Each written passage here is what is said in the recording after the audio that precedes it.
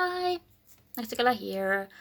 This is part 3 of my series Asexuality in Film. And in this video, I will be talking about the Australian movie from 2009, Mary and Max. If you can see the script, I actually have the version from Thailand. Sometimes we have to order movies from weird places. Moment. Mango passion fruit.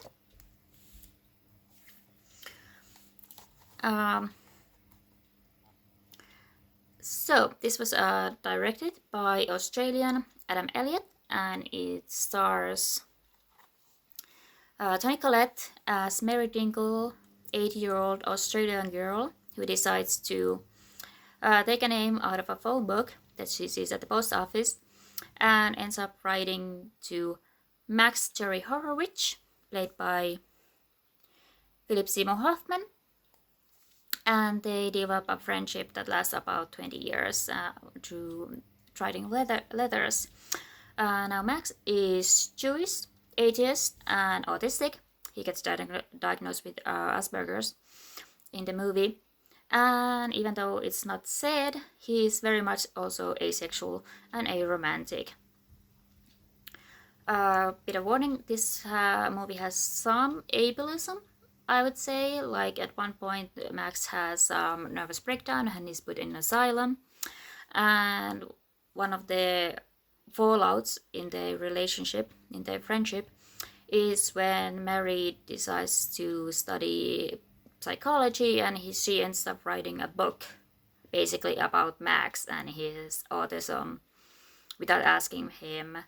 And also in Does the Dog Die way I think there's a recurring theme of animal deaths. Like I remember there's lots of fish that just end up dying in really ridiculous ways. So if you don't want to see fish dead, so that's so you've been warned.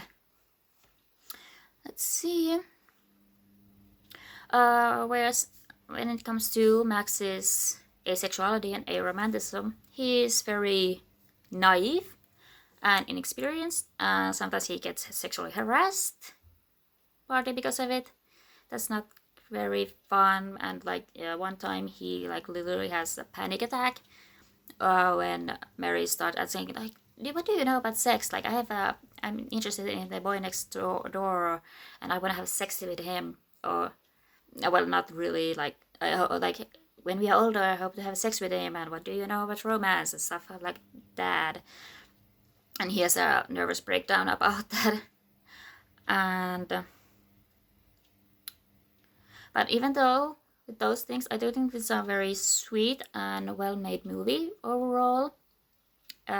I also had like when I was I was already 19, but I had a long-distance friendship with an older man, and so this movie reminds me of that relationship.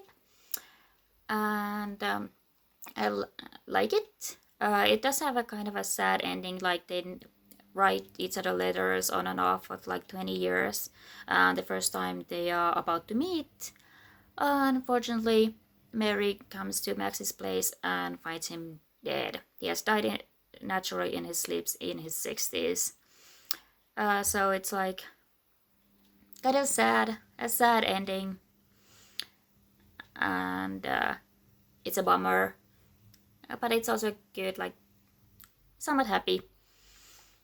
Like I don't know, I'm not quite sure, but I like this movie, and like I said, it reminds me of my relationship, and it's interesting to show this kind of like intergenerational relationship, friendship,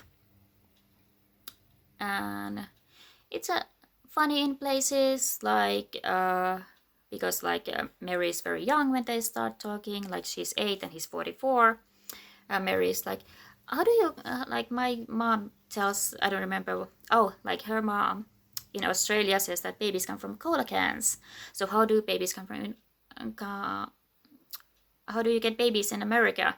And he's like, well, something lays an egg, and then if you are Catholic, you're like the egg is being hatched by a nun. If you're Jewish, it's a rabbi, and if you're atheist, it's hatched by I'm probably say using the wrong word, but you know what I mean, by a prostitute.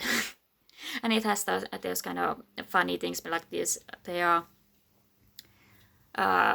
somewhat in the same, like one is 8, one is 44, but they still have kind of a similar understanding of the world, which kind of like can feel infantilizing, which is not really good. But you know, sometimes like things happen. Like Adam Elliott based this movie somewhat on his own experiences. Like he's not a girl, but still, but but still, it's like personal experience. And again, people can have things in common despite a big age difference, especially in friendships. So I like this movie a lot. It makes me laugh. It makes me cry, but I enjoyed it, and it's nice to see this kind of like rather early positive portrayal of asexuality and aromanticism, even though the words aren't used. That's what they are. That's how he's portrayed, and I enjoy it. Max is a great character. Oh, and by the way, Mary gets married to the neighbor boy she was talking about earlier, but she's a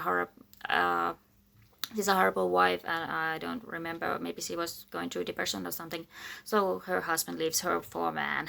So by representation, also that character is voiced by Eric Bana. So I like this movie. It has its issues, and like if you don't want to watch something with very stereotypical representation of asexuality, then you might not like it. And again, there's some animal death and ableism, but I like this. Bye. See you next time.